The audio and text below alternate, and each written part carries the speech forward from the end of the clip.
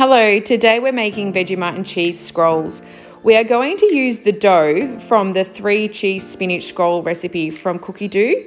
If you open up the recipe and click on step 4, it will take you directly to the dough. So it starts with the water, then you add the yeast, the oil and the salt, and then the Thermomix will heat the mixture to 37 degrees, which is the perfect temperature for yeast activation.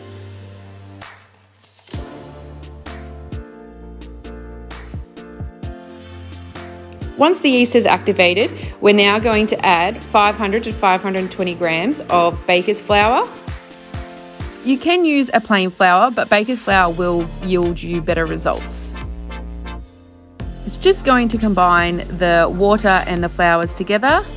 And now we're going to knead. I like to increase the kneading time to 2 minutes here. The Thermomix makes very light work of kneading doughs. If you were to hand knead this, it would take you a good 20 to 30 minutes of hard labour. This is so simple and completely hands-free. Now you need to grab a bowl and lightly oil it and take the dough out and shape it into a ball.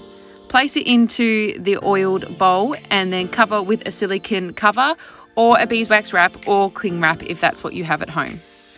You need to leave it to prove for a good half hour until it's doubled in size. We now want to shape the dough into a rectangle. Using your bread mat is a really good guide to get the perfect shape. I like to really soften my Vegemite first to ensure that it spreads evenly without ripping the dough. Now this is where the choice is yours. Go as heavy or as light as you like with your Vegemite. Then we're going to add some grated cheese. I have pre-grated my cheese in the Thermomix. Now the fun part, you want to start with a small roll at the base of the longest part of your dough. And then working in slow motions, keep rolling until you're able to roll in big, long, swift motions. Using your bread mat here can help as well. Then we want to take the dough off the bread mat because you do not want to cut directly onto there. Cut off the ends, maybe like 1 to 2 centimeters, then cut your dough in half and then in half again.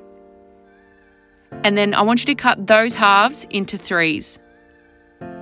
Then placing the dough into your prepared tray, I like to face the folds into each other to ensure that when they expand, they don't expand out and explode.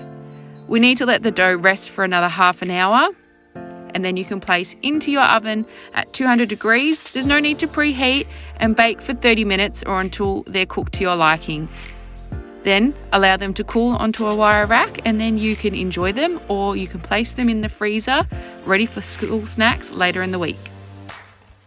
If you own a Thermomix, there is no reason anymore to buy these from the shops. They are so simple, quick and easy to make. Thank you for watching. I hope you've enjoyed this video.